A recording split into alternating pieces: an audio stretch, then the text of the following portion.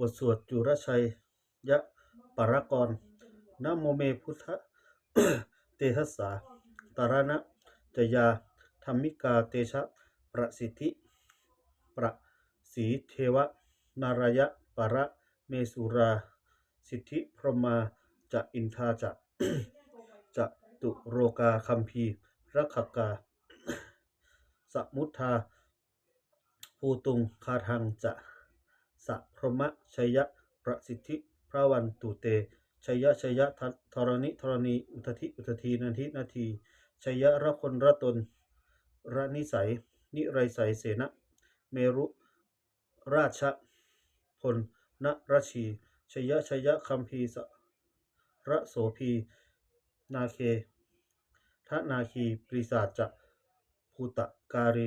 ชัยยะชัยยะทุนนิมิตาโคโรคีชัยยะชัยยะสิงคีสุธาธามะมุขชา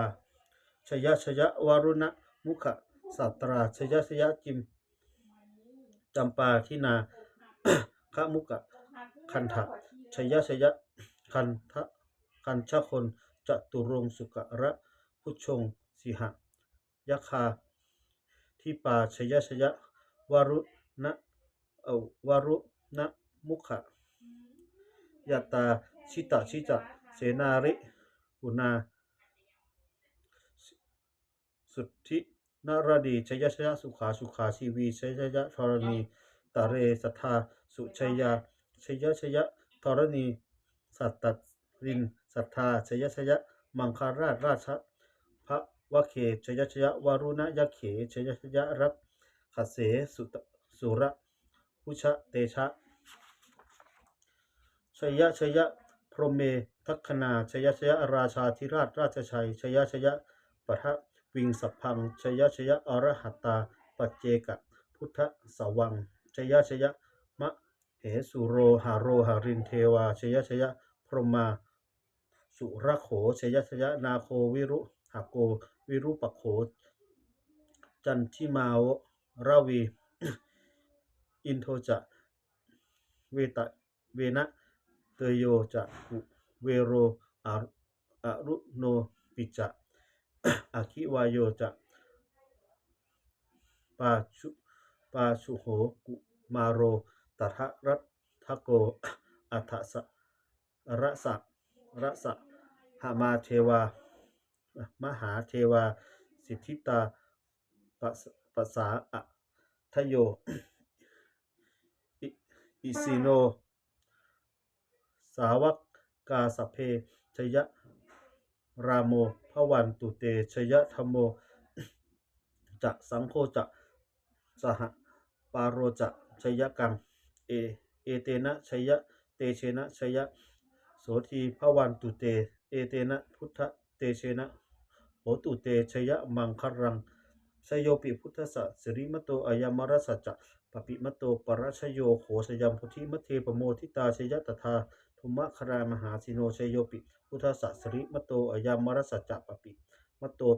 ปรัชโยโขสยามพุทธิมเทปโมทิตาชยตถาอินทนามหาสิโนชโยปิพุทธสัสริมโตอายามรสัจจะปปิมโตปรัชโยโขสยามพุทธิมเทปโมทิตาชยตถาเทวคณามหาสิโนชโยปิพุทธสัสริมโตอายามรสัจจะปปิมโตปรัชโยโขสยามพุทธิมเทปโมทิตาชยตถาสุปันนคณามหาสิโนชโยปิพุทธสัสริมโตอายามรสัจจะปปิมโตปรัชโยโขสยามโพธิมเทปโมทิตาชยตถานานะคณามหาสิโนชโยปิพุทธสัสริมโตอายามรสัจจะปปิมโตปรัชโยโขสยามโพธิมเทปโมทิตาชยตถาพรหมคณามหาสิโน ชะยันโตโพธิยามูเรสกะยานังนันทิวัฒโน เอวังตวังวิชโยโหติชยันตุชยมังคะเรอปราชิตะ ปะการังสิเสปทวิโมกคะเร อภิเสเกสภะพุทธานัง อัฏฐป ปโตปโมทติสุ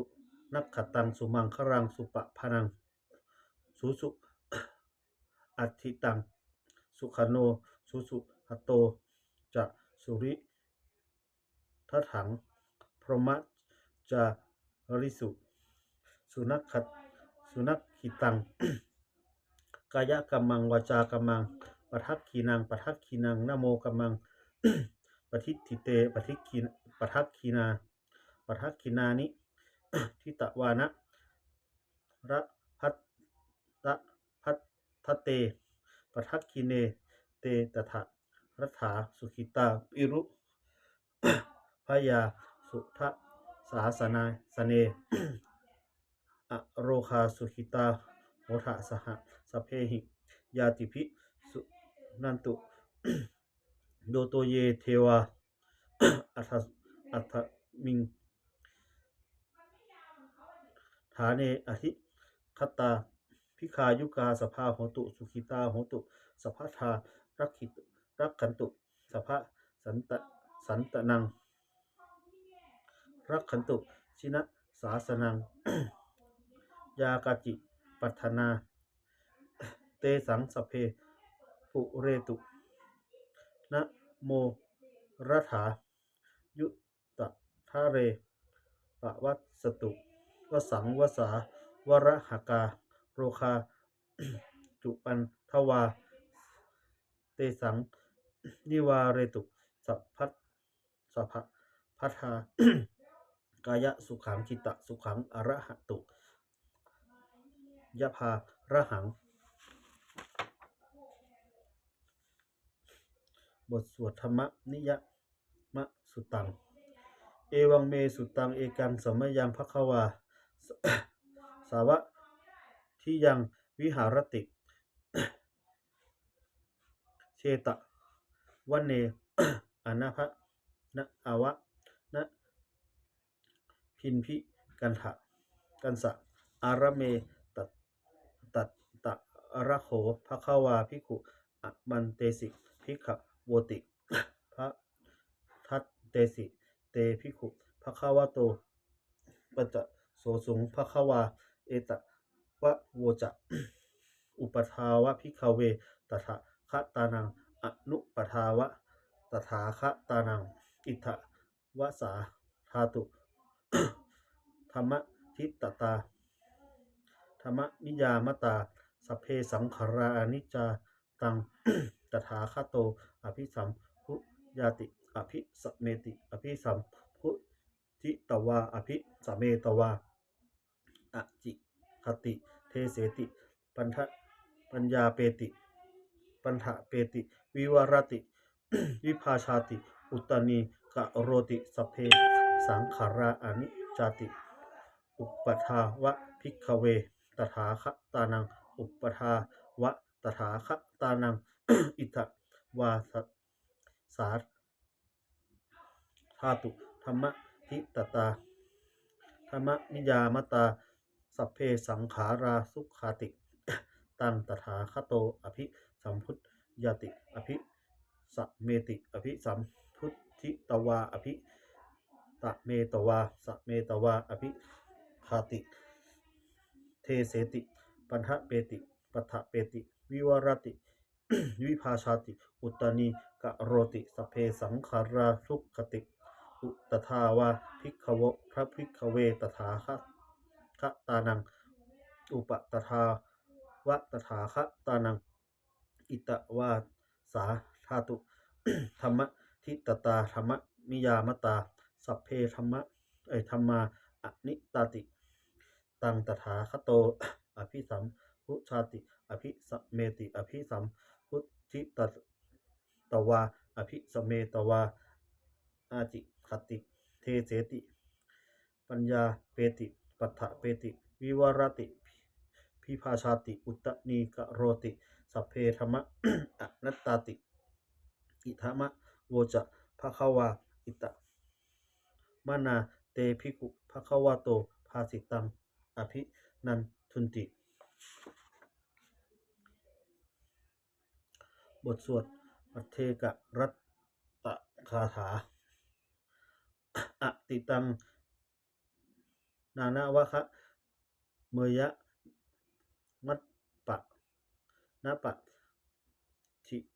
การเขอนาคตังบุคคลในบุคคลไม่ครวญตามสิ่งที่ร่วงไปแล้วด้วยอาลัยและพึงพระวงศ์สิ่งที่ยังมาไม่ถึงทายาติตัมปะหินันตังอปะตัดตัจจะอนาคตังสิ่งเป็นอดีตก็ละไปแล้วสิ่งเป็นอนาคตก็ยังไม่มาปัจจุบันนันจะโยธรรมังตถะวิปัสสติอสังหิรังอสังกุปังตังวิทาวิตถามนุรูหะเยผู้ผู้ใดเห็นธรรมอันเกิดขึ้นเฉพาะหน้าในที่นั้นๆอย่างแจ่มแจ้งไม่งอนแง่นคลอนแคลนเขาควรพอกพูนอาการเช่นนั้นไว้อัจเชวะกิจจะมากับปังโกชยามระมังสุเวมองด้านังสุเวความเพียรเป็นกิจที่ต้องทำวันนี้ใครจะรู้ความตายแม้พรุ่งนี้ นะหิมะหิโนสังฆรัตเตนะมะหาเสเนนะมัจจุนาเพราะการผลัดเพี้ยนต่อมัจจุราชซึ่งมีเสนามากย่อมไม่มีสำหรับเราเอวังหิวิหะริมาตะปิงอโรอโหรตะมะตัดหิตัง ตังเวทัตเถกะระโตโตติสันโตอาจิคะเนมุนีหมู่นี้ผู้สงบย่อมกล่าวเรียกผู้มีความเพียรอยู่เช่นนั้นไม่เกียจคร้านทั้งกลางวันและกลางคืนว่าผู้เป็นอยู่แม้เพียงราตรีเดียวก็น่าชม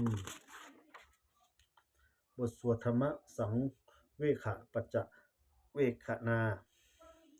สัพเพสังขายาสังขาราอนิจจาสังขารคือร่างกายจิตใจและรูปธรรมนามธรรมทั้งหมดทั้งสิ้นมันไม่เที่ยงเกิดขึ้นแล้วดับไปมีแล้วหายไปสัพเพสังขาราทุกขาสังขารคือร่างกายจิตใจและรูปธรรมนามธรรมทั้งหมดทั้งสิ้นมันเป็นทุกข์ทนยากเพราะเกิดขึ้นแล้วแก่เจ็บตายไปสัพเพธัมมาอนัตตาสิ่งทั้งหลายทั้งปวงทั้งที่เป็นสังขารและมิใช่สังขารทั้งหมดทั้งสิ้นไม่ใช่ตัวไม่ใช่ตนไม่ควรถือว่าเราว่าของเราว่าตัวว่าตนของเรา ทุวังชีวิตตังชีวิตเป็นของไม่ยั่งยืนทุวังมรณังความตายเป็นของยั่งยืน วัสสังมายามาริตัพังอันเราจะพึงตายเป็นแท้มระมมรณะปริโยสสนังเมชีวิตตังชีวิตของเรามีความตายเป็นที่สุดรอบชีวิตตังเมอนิยตังชีวิตของเราเป็นของไม่เที่ยงมรณังเมมิยตังความตายของเราเป็นของเที่ยงวัตตะควรที่จะสังเวชยังกายโยจิรังร่างกายนี้มิได้ตั้งอยู่นานอเปตะวิญญาโนครั้งปราศจากวิญญาณสุดโทอันเขาทิ้งเสียแล้วอปิเสสติจะนอนทับ ปัทวิงซึ่งแผ่นดิน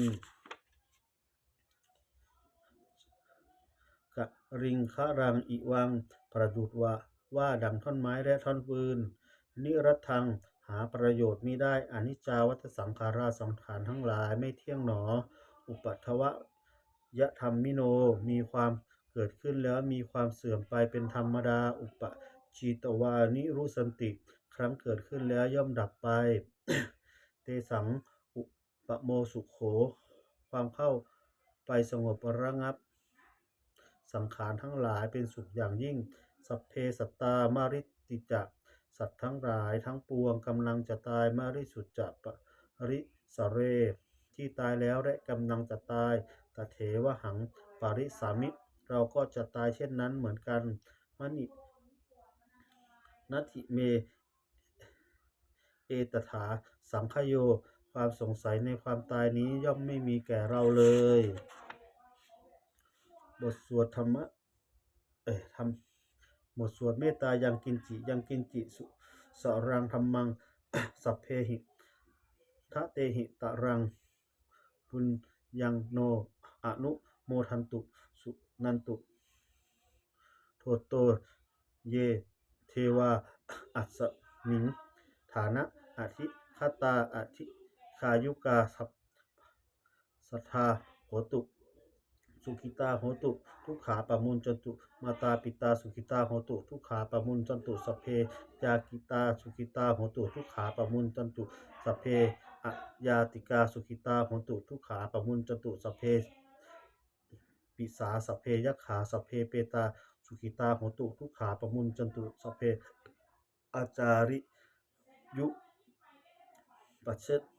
ปัจจยายะสุขิตาโหตุทุกขาปะมุญจตุสัพเพนะ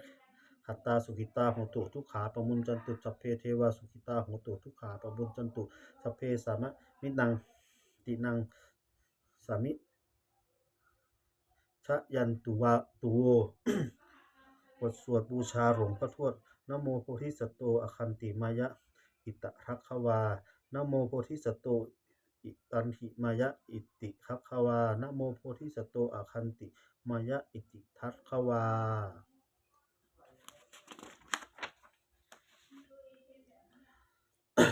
ปันติทา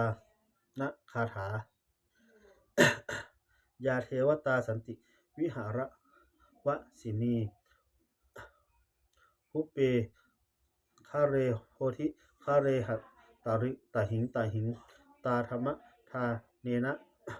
ภาวันตุปูชิตาโสทิงกะโรเตถะวิหารมันทะเรเรถะจะมัชยานวกาจะภิกขโวสารนิกาทานะปฏิอุปสกาคามาจะเทสานิคามาจะอิสราสุปนานะพุตาสุขิตาภวันตุเตชราพุชาเยปิจะอัตนัทสัมภวาสังเสทะชตาอะทะโวปะทะติกา นิยมยานิกังธรรมวะรังปะทิจเตสัพเพปิทุกขะสะกะโรตุสังขยังอิตะจิรังสตังธัมโมธรรมธาราจะสุปคาสังโฆโหตุสุมโควะอัฏฐยะจะหิตายะจะธรรมเมรักขันตุสัทธัมโมสัพเพปิธรรมจาริโนวุทิงสัปปาหุเนเยยยามะธรรมเมอริยะปะเวทิเตปะสันนาโหตุสัพเพปิปานิโนพุทธศาสเนสัพเพทารังปะเวชโตกาเรเทโวปวัสสตุวุธิภาวะสัตตนังสามิทังเนตุเมทนิงตามะปิตาตามาปิตาจะอัตตระชังจิตจะรังรักขันติอุตตรังอุวังธรรมเมนะราชาโนปะชังรักขันตุสัพพทา เทวตาอุโยชนะคาถาสุขปตาจะ นินทุกขาพยปตาจะนิพยาโสกปตาจะ นิโสกาโหตุสัพเพปิปานิโน เตตะวตาจะอัมเหหิสัพพตังปุณณสัมปัทังสัพเพเทวนุโมทันตุสัพพะ สัมปติสิทธิยานาทังตะทันตุสัทธายะสิรังรักขันตุสัพพทาภวนา ภิรตาโหตุคันทตุเทวตาคตา สุมังคระมงคลคาถาโหตุสัพพังสุมังครังรักขันตุสัพพะเทวตา สัพพะพุทธังนุภาเวนะโสติโหตุนิรันตรัง โหตุสัพพังสุมังครังรักขันตุสัพพะเทวตาสัพพะธรรมังนุภาเวนะโหติโหตุนิรันตรังโหตุสัพพังสุมังครังรักขันตุสัพพะเทวตาสัพพะสังฆังนุภาเวนะโหติโหตุนิรันตรังสัพเพพุทธาภรปัตตาปัจเจกานัจยังพรังอรหัตานัจเจเชนะระขันพันธมิตรสัพเพโสสัพเพพุทธาภรปัตตาจัปเจกานัจยังพรังอรหัตานัจเจเชนะระขันพันธมิตรสัพเพโสสัพเพพุทธาภรปัตตาปัจเจกานัจยังพรังอรหัตานัตเตเชนะระขันพันธมิตรสัพเพโสสัพเพพุทธาภรปัตตาปัจเจกานัจยังพรังอรหัตานัตเตเชนะระขันพันธมิตรสัพเพโสสัพเพพุทธาภรปัตตาปัจเจกานัจยังพรังอรหัตานัตเตเชนะระขันพันธมิตรสัพเพโสสัพเพพุทธาภรปัตตาปัจเจกานัจยังพรังอรหัตานัตเตเชนะระขันพันธมิตรสัพเพโสสัพเพพุทธาภรปัตตาปัจเจกานัตยังพรังอรหัตานัตเตเชนะระขันพันธมิตรสัพเพโสสัพเพพุทธาภรปัตตาปัจเจกานัตยังพรังอรหัตานัตเตเชนะระขันพันธมิตรสัพเพโสสัพเพพุทธาภรปัตตาปัจเจกานัตยังพรังอรหัตานัตเตเชนะระขันพันธมิตรสัพเพโส